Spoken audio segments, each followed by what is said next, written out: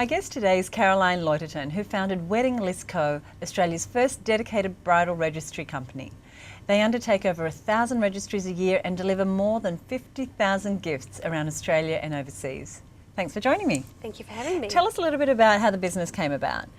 Well, it was one of those classic businesses where it did come out of a personal experience. So when I got married, I was living overseas at the time, and we came back for a short holiday, and when we were back we set up a registry with an Australian department store, and I was just very underwhelmed by the whole experience, the lack of service, the fact that they weren't online, and even the range. It felt very staid, and obviously it was because we were living in in the UK at the time, and the retail market was quite a bit more dynamic, and so I felt there was a real opportunity. I spent about 6 months researching it and opened the first store in Sydney almost 8 years ago, and it's gone from there.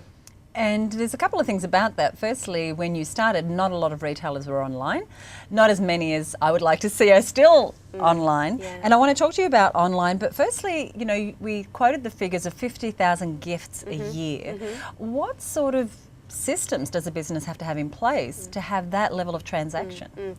It's the back end of the website really runs the whole business, and it's been a massive advantage for us, and it really has been what has made us stand apart from many other little competitors who've come into the market. And our huge advantage really was that my husband was in IT and systems when I started the business, and he was always very involved right from the get-go.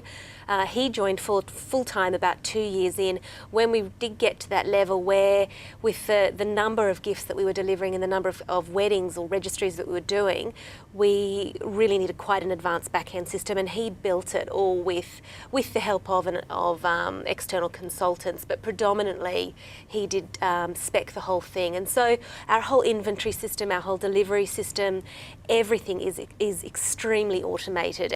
Now, despite how strong you are online, you still retain a physical presence. So you have stores in major cities in Australia. Why the need for that? There is still a lot of people who do like to touch and feel, and for big investment pieces like a dinnerware set or cutlery, it's quite important to hold the weight of a knife and fork. Bed linen as well, people like to feel it, so we feel it's important to still have the showroom, but equally it's important for the guests.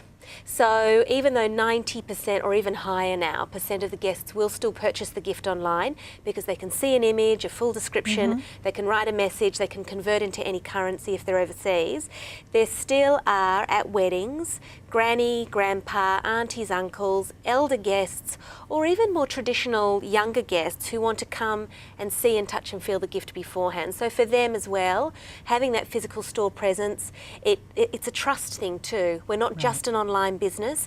They're buying a wedding gift. It's very important to them that they know that we are a trusted business, because there still can be with elder guests sometimes, well, why is the list not at a department store? So having that store to come into really helps break down that. One of the things that we've seen in the news quite a bit lately is that since the Australian dollar has been stronger, more and more people are shopping from overseas sites. Has that impacted your business? It hasn't, because obviously the bride and groom have chosen their list of gifts, and the guests go to the list to see what they've chosen. And really, in terms of homewares, there's not to the same extent homewares that would be being bought overseas as there would be in fashion. Right. So most guests would prefer to purchase it off the list to ensure that they are buying the correct item. What has affected us more so is obviously with the emergence of more people buying online and the ability to very easily search. So if somebody does have a certain item, let's say a set of glasses, they can very easily search and see where they can find that cheaper. So what that's done to us has made us extremely price competitive, and we introduced in the last 12 months a price match guarantee. So if a guest does see the gift somewhere else less expensive, they can contact us, send through proof, and we will price match. You've been successful in business, you've done very well in the 8 years. What principles have you worked by? What strategies have you used? You've got a young family. What would you share with us as your strategies for keeping it all together and doing well? Well, look, it's absolutely, in terms of, to answer the question, with having a young family and having a business, I think it's absolutely a balancing act. And I know a lot of different women in business, many of whom that you've interviewed, and I think all of them would agree that there are some weeks when it works fantastically and there are some when it doesn't. I have a big advantage that my husband is in the business with me now, and we're very much a team, and sometimes he'll be the one who goes home early, sometimes it's me, and when the business requires more attention in marketing and buying, I spend more time at the office. When it's more website, finance, and that side of it, systems, he spends more time. When your business becomes more established and people find out more about it, you do get approached with a lot more offers and opportunities.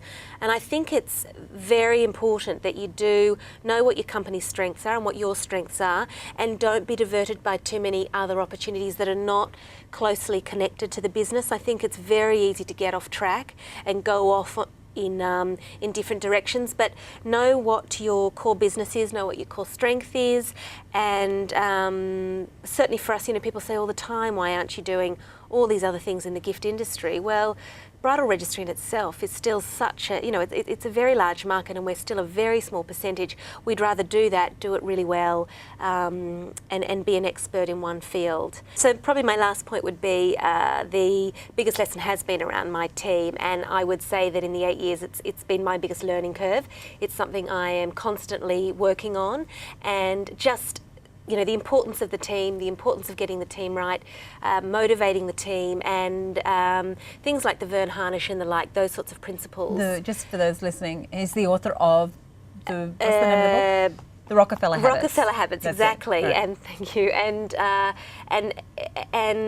the key to having a good team around you. And so that's something that as a small business we're always working on. I think especially when you are still at that 15, 20 people, even more so making the dynamics right is so crucial to the success of the business. So that's a big learning for all new business owners. Karaline, congratulations on all your success, and thank you for joining us. Thank you.